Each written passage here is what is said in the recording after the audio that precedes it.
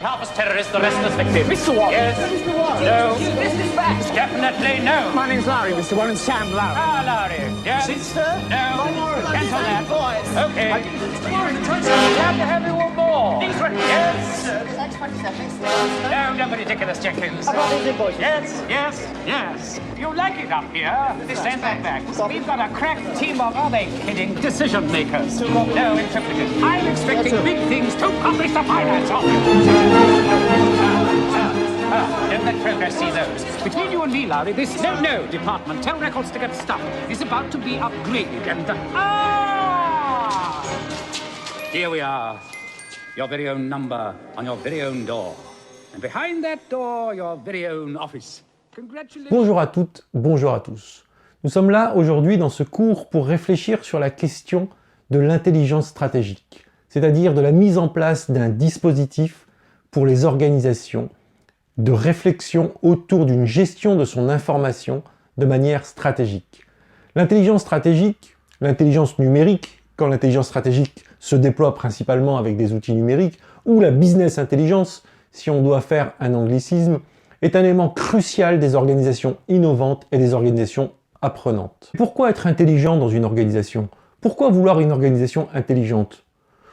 Disons-le très clairement, les organisations bureaucratiques, massives, pyramidales, ne sont pas faites pour être des organisations intelligentes. Ce sont des grands mastodontes qui sont devenus totalement inadaptés au monde complexe, au monde constamment innovant, à l'échelle globalisée de l'innovation technologique, organisationnelle et économique. L'organisation intelligente, c'est une organisation qui fait face à une complexité de plus en plus croissante de son environnement. Complexité qui va passer d'abord par un système économique où les nouveaux entrants, les acteurs nouveaux peuvent arriver de partout, où les nouvelles technologies, les nouveaux produits peuvent être très rapidement disruptifs dans un système économique. C'est aussi un monde complexe dans lequel le client a des besoins de plus en plus riches, de plus en plus exigeants, et il nécessite une amélioration continue des services. Une organisation intelligente, c'est une organisation pleinement inscrite dans une économie compétitive, globalisée, dans laquelle les systèmes technologiques connaissent une accélération et une croissance. Mais en fait, quelle entreprise, quelle organisation, à part celle qui possède un monopole artificiel, artificiellement construit par des alliances, par des situations dans lesquelles le concurrent n'a pas le droit ou ne peut pas intervenir et ne peut pas arriver, quelle organisation, en fait, n'est pas devant la nécessité de devenir intelligente? Les organisations se retrouvent dans une situation où elles doivent accélérer leur adaptation, accélérer les processus d'innovation pour pouvoir rester compétitives, voire pour maintenir leur leadership sur un marché. Les organisations voient aussi leurs produits, du fait même de cette concurrence, du fait même de cette innovation technologique, mais du fait même aussi des besoins clients qui sont de plus en plus complexes et qui se lassent de plus en plus rapidement des produits et des services, un besoin d'être réactif, de s'habituer à la diminution d'un cycle de vie du produit et donc progressivement de s'adapter en permanence, en continu à une situation changeante. L'organisation intelligente, c'est celle aussi qui veut pouvoir anticiper, prédire l'arrivée et la survenue de risques majeurs qui peuvent mettre en branle, voire mettre en danger l'entreprise complète ou au moins sa réputation. L'entreprise intelligente, c'est celle qui attache à la qualité de service, à la satisfaction de son client ou de l'usager, à la réponse à des besoins, voire à l'anticipation du besoin, une priorité stratégique. L'entreprise intelligente, c'est une entreprise qui a décidé de pouvoir être en connexion permanente avec un environnement extrêmement changeant et avec un environnement extrêmement complexe. Donc l'organisation intelligente, c'est celle du XXIe siècle, c'est celle qui, tout au long de ces 20 dernières années, n'a cessé de disrupter les marchés et d'émerger extrêmement rapidement grâce à son investissement stratégique dans l'information. L'organisation apprenante, dite organisation intelligente, c'est l'organisation qui met en place un dispositif pour acquérir une compétence collective de l'intelligence, une gestion stratégique de son information à travers des procédures formalisées. Le premier enjeu pour une organisation intelligente, c'est de pouvoir appréhender un monde informationnel extérieur extrêmement riche, extrêmement complexe, basé sur un ensemble de données de plus en plus important, à la fois de plus en plus disponibles, mais de plus en plus difficiles à gérer. La maîtrise des masques gigantesques d'informations, de données externes, pour devenir une information stratégique est l'affaire d'un dispositif rationnel. Transformer une donnée dans un océan de big data en une information, quelque chose qui a de la valeur pour une organisation, afin qu'elle devienne une connaissance pour une organisation apprenante, c'est ça le cœur de la business intelligence, c'est ça le cœur du déploiement d'un service d'intelligence stratégique. Donc déployer ce service d'intelligence numérique nécessite à la fois une formalisation, nécessite une gestion, nécessite l'accès à de l'information stratégique, mais nécessite aussi l'engagement de tous les acteurs. C'est une intelligence collective, et notamment et principalement de tous les décideurs, quelle que soit l'échelle à laquelle se place ce décideur. 3 challenges apparaissent pour l'organisation intelligente. Le premier, comprendre la valeur stratégique d'une information. Ce n'est pas facile. Comprendre en quoi, dans cette masse de données, certaines informations ont une valeur stratégique, c'est-à-dire qu'elles pèsent sur la décision et sur l'action optimum que l'organisation doit prendre. Deuxième challenge important pour une organisation apprenante, c'est de posséder un véritable organe, des véritables procédures, des gens dédiés à la gestion de cette information stratégique et qui puissent distribuer cette information au collectif décideurs au bon moment. Troisième élément, il faut réussir la greffe de cet organe. Il faut réussir à intégrer des nouvelles pratiques et une nouvelle culture à la fois de l'information et de la communication stratégique à l'intérieur des organisations.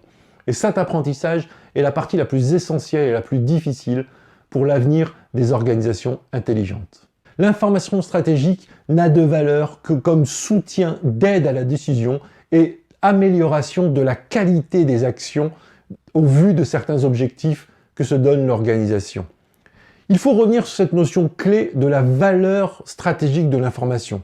Comment donne-t-on de la valeur à une information? La valeur, on le sait bien, est le fruit d'un processus d'échange en vue de stratégies d'agents et de stratégies et d'objectifs liés à cette stratégie. Donc, on peut calculer la valeur d'une information, mais cette valeur est relative à un marché à un moment donné dans un réseau d'agents. Michael Porter a donné une définition assez simple mais assez claire de la valeur d'une information. La valeur d'une information s'accumule quand on donne la bonne information à la bonne personne au bon moment pour lui permettre de prendre une bonne décision. Et je rajouterai, pour avoir en conséquence une action véritablement efficace. Donc la valeur de l'information, c'est avant tout la qualité de l'analyse des besoins en information stratégique. C'est en plus la pertinence et la qualité informationnelle que l'on collecte. Enfin, c'est l'usabilité de cette information, la capacité à digérer cette information de manière ergonomique, c'est-à-dire complètement intégrée à la pratique, à l'usage, à l'action. Quatrième élément, il faut savoir distribuer cette information. Il faut savoir influencer le décideur. Il faut que cette information soit consommée véritablement dans un processus d'action. Ainsi, le professionnel en business intelligence, c'est quelqu'un qui va s'attacher à 4 missions principales. D'abord, s'informer, comprendre et saisir son environnement pour pouvoir trier cette information, pour pouvoir la récolter, pour pouvoir aller la chercher. Deuxièmement, la deuxième mission, c'est que cette information stratégique doit arriver au bon moment, à la bonne personne, liée à un véritable processus de décision qui va vers une action stratégique. Troisième élément, il faut être capable d'anticiper, de prévoir, de repérer les signaux faibles, de repérer les tendances, d'être en capacité de prédire les phénomènes avant qu'ils arrivent. Quatrième mission importante pour la business intelligence, c'est véritablement peser sur la décision. Rien de plus horrible qu'une business intelligence en capacité à générer des rapports, à anticiper, à prévoir les crises, à prévoir l'arrivée de nouveaux concurrents, de nouveaux produits, mais n'ayant pas accès à des décideurs qui sont convertis à la business intelligence. Rien de pire que des data analysts ou des spécialistes en business intelligence à qui on demande des rapports, à qui on demande des études ou la conception de tableaux de bord qui en réalité ne servent pas du tout ni aux décideurs ni aux acteurs de terrain. Ainsi, la valeur stratégique de l'information, elle se calcule à la fin. Elle se calcule dans la capacité qu'a eu cette information à véritablement améliorer l'action dans tout le processus décisionnel. L'information stratégique n'est pas de la communication interne, c'est pas de l'information culturelle, c'est pas de l'information pour en savoir plus ou avoir une plus grande connaissance. L'information stratégique est intégrée à l'intérieur d'un processus décisionnel qui lui-même est formalisé. L'intelligence stratégique porte en elle-même sa propre formalisation. Formalisation de la recherche d'information, formalisation des modes de traitement de cette information pour en tirer la substance et la qualité et la valeur.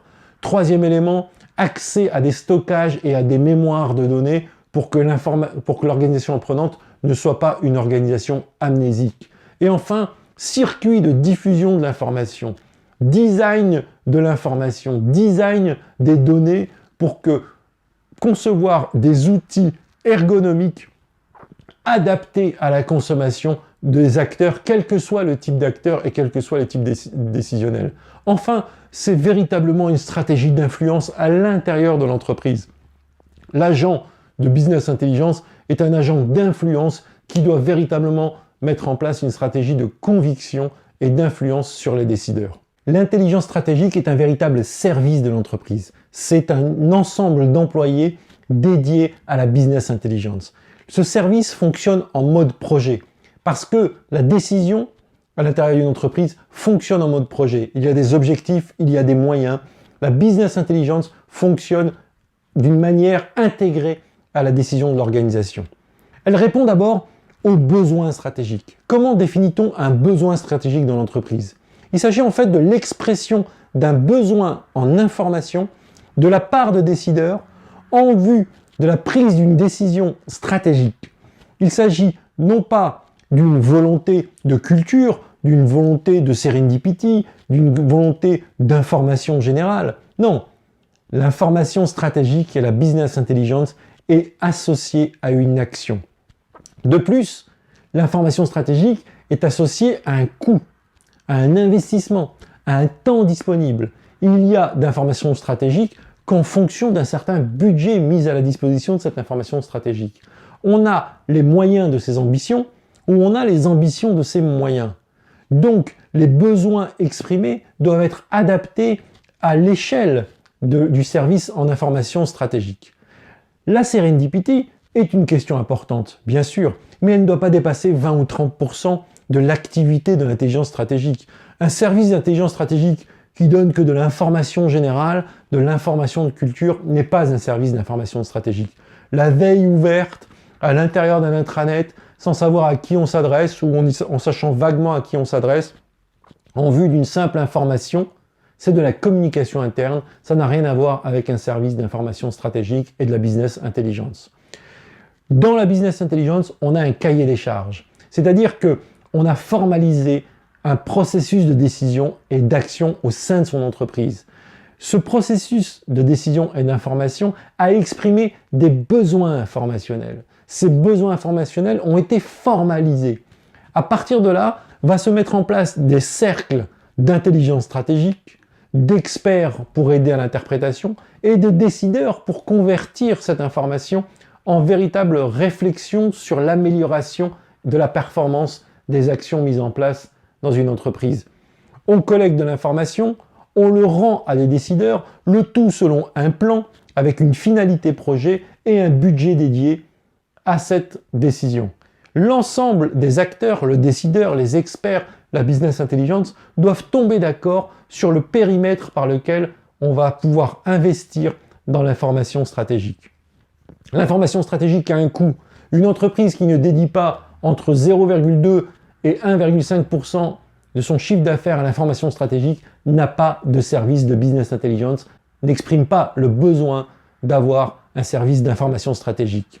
De plus, une entreprise qui n'utilise pas cette information pour faire monter en compétences, pour faire monter en niveau de connaissance l'ensemble de ses cadres décideurs, l'ensemble des acteurs de son entreprise, fluidifie pas l'information, qui ne rend pas la communication partagée. Parce que l'organisation apprenante, c'est une organisation qui répartit collectivement une intelligence pour pouvoir améliorer à tous les échelons du processus décisionnel la décision et l'action. Le coût global de ce service se répartit en général en 4 axes. La collecte d'informations sur lesquelles on insiste trop souvent et sur lesquelles on appuie entièrement la compétence de l'intelligence stratégique n'est en réalité que 20% de l'activité. 30% de l'activité est dans l'analyse, dans le traitement, dans l'enrichissement de cette information, dans la vérification, dans l'analyse de la qualité de cette information. Donc 30% sont dédiés véritablement au traitement et à l'analyse de l'information. 20% sont dédiés au design, à la mise à disposition de cette information, à la capacité que l'on a à pouvoir créer des objets informationnels, que ce soit des tableaux de bord, des rapports, des fiches, des réunions de brainstorming, la capacité à mettre en design cette information pour qu'elle s'intègre dans le processus de décision et qu'elle soit consommée véritablement par les acteurs et les décideurs de l'entreprise. Enfin, 30% des ressources sont des ressources d'influence, sont des ressources où l'intelligence stratégique s'invite au processus des décisions, vérifie, évalue sa capacité à influencer les décideurs, à vérifier que les informations ont bien été digérées, elles ont bien été analysées, elles ont bien participé à la réflexion, au design thinking qui permet d'améliorer les processus, d'innover et de pouvoir avoir des avantages stratégiques grâce à l'information stratégique. En plus, l'existence du business intelligence, l'existence du service d'intelligence stratégique ne vit pas isolé. Ce n'est pas un service à qui on demande des informations et point barre. L'information stratégique, la business intelligence comme data analyst, comme agent d'intelligence qui est enfermé dans son bureau et son service, qui envoie par email ou par intranet des rapports d'analyse ou qui nourrissent des tableaux de bord automatiques, ne sont pas des services d'intelligence stratégique. Ce sont des agents d'information, mais ce ne sont pas véritablement un service d'intelligence stratégique. Le service d'intelligence stratégique, il est entouré, il est intégré à l'intérieur des experts, à l'intérieur des décideurs et à l'intérieur des acteurs. C'est un système où circule l'information, dans lequel l'officier de renseignement, l'officier d'information est complètement mêlé au processus décisionnel. Il a besoin, en cercle concentrique, à la fois de constituer les cercles véritablement d'officiers de l'information, mais en même temps, ils doivent être connectés à des experts qui vont permettre d'enrichir l'interprétation, d'apporter même l'interprétation à partir de l'analyse que vont faire les officiers stratégiques, les officiers de l'intelligence, mais en même temps, ces experts qui interprètent l'information doivent eux-mêmes être intégrés dans le processus décisionnel et dans le processus d'acteurs. D'ailleurs, ce ne sont pas des cercles hermétiques. Les acteurs sont à la fois des experts, participent à la récolte de l'information, au tri de l'information et participent à la décision. Tout le monde est un peu information officer, tout le monde est un peu expert référent et tout le monde est participe un peu à la décision et à l'action. C'est à ce prix que l'information stratégique circule et c'est à ce prix qu'elle est digérée, qu'elle est intégrée et qu'elle vient nourrir véritablement le processus décisionnel. Il ne peut pas avoir de cellules hermétiques avec de l'intelligence stratégique. À chaque fois qu'on met en place des barrières, à chaque fois qu'on met des murs, à chaque fois qu'un agent ne passe pas d'un cercle à un autre, on a une perte d'information gigantesque qui appauvrit la valeur de l'information et qui appauvrit l'efficacité de l'information stratégique. L'information stratégique est donc un mode projet. Il est ciblé et il fonctionne d'une façon limitée. On peut bien sûr imaginer l'information stratégique comme une sorte de veille continue, de serendipity, de pouvoir élever la culture générale ou l'information générale des agents. Mais ça ne doit pas dépasser 20 ou 30% des ressources. L'essentiel ici, c'est de réfléchir en mode projet, c'est-à-dire avoir des décisions, avoir des objectifs, avant d'avoir des besoins d'information. La méthodologie à proprement parler, elle va se distinguer entre information ouverte ou information fermée. Peut-on collecter et mettre en place un système de collecte automatique d'informations disponibles, revue de presse, accès aux bases de données, accès au web, analyse des réseaux sociaux, ou doit-on faire une enquête à proprement parler? Doit-on lancer des officiers à la recherche de lieux d'information qui sont très difficilement accessibles, qui ont des barrières, qu'elles soient financières, qu'elles soient administratives, qu'elles soient temporelles? Et donc là, on sera plutôt dans le mode de l'enquête, plutôt que dans le mode de l'écoute. Deuxième élément, on est soit en mode passif, soit en mode actif. Vous voyez bien que on passe de l'un à l'autre. En réalité, un service stratégique est en mode passif jusqu'à ce qu'il y ait un besoin exprimé d'une façon identifiée et qui nécessite, après le tri dans l'ensemble des informations passives que l'on a reçues, un ensemble d'enquêtes, un ensemble de recherches précis, la greffe de nouveaux circuits d'informations qui permettent d'enrichir cette décision et cette action qui est limitée dans le temps. Il existe 4 champs de l'information stratégique. D'abord, le champ de la technologie. Mais attention, la technologie, on ne va pas la résumer à un outil. La technologie, c'est les savoir-faire, c'est les méthodes, c'est la façon de faire. Donc on parle de process. L'intelligence stratégique s'attache aux nouveaux process, aux nouvelles méthodes, celles des concurrents, celles des startups, celles des innovants, celles des laboratoires de recherche. Comment on fait désormais? Comment on fait mieux? Quelles sont les nouvelles méthodes pour prendre des décisions ou agir dans mon secteur d'activité? Là-dedans, on va insister évidemment sur les outils qui offrent des nouvelles fonctionnalités, des nouvelles capacités, qui permettent d'être beaucoup plus stables, beaucoup plus sécures. Mais ne confondons pas intelligence technologique avec intelligence de l'outil. L'outil n'est qu'une sous-partie, n'est qu'un moyen, n'est qu'un outil d'un process et d'un savoir-faire. Deuxième champ important, c'est celui des acteurs et de leur stratégie. L'entreprise est engagée dans toute une série de réseaux sociaux, dans tout un champ social dans lequel des acteurs peuvent peser à la fois sur sa réussite, à la fois sur les risques qu'elle encourt, et l'ensemble de ces décisions, que ce soit ses concurrents, que ce soit les organisations publiques, que ce soit les clients eux-mêmes, que ce soit leurs représentants, il y a un champ d'acteurs qui à un moment agit sur l'environnement de l'entreprise. Évidemment, ces acteurs, on doit en connaître le passé proche, on doit en connaître les visées, les expressions, on doit en connaître les objectifs et les dernières parties, les derniers jeux stratégiques, les dernières actions qu'ils ont entamées dans le système dans lequel on est intégré. Troisième champ, c'est celui des produits. Produits et services, bien sûr, dans une économie tertiaire. Le champ des produits et services.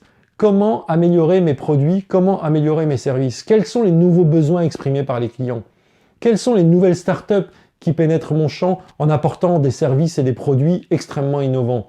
Quelles sont les modifications apportées par mes concurrents dans les produits et services? Le benchmarking permanent de ces concurrents, le benchmarking permanent des autres acteurs, parce que parfois dans les organisations publiques, on n'appelle pas ça un concurrent, mais des autres acteurs, est un élément essentiel. Comment faire différemment pour faire mieux, pour améliorer la qualité de service, pour répondre aux nouveaux besoins? Et le quatrième champ, enfin, c'est celui de la recherche, de la prospective, les laboratoires, les brevets déposés, les grands programmes de recherche déposés par les laboratoires de son secteur. Quelles sont les frontières qui ont été repoussées par la science? Quelles sont les frontières qui sont repoussées par les prototypes, par les techniques nouvelles? Comment s'accrocher à cette recherche et développement pour avoir un temps d'avance sur la mise en application et ne plus être un suiveur, mais être celui qui apporte les innovations du marché?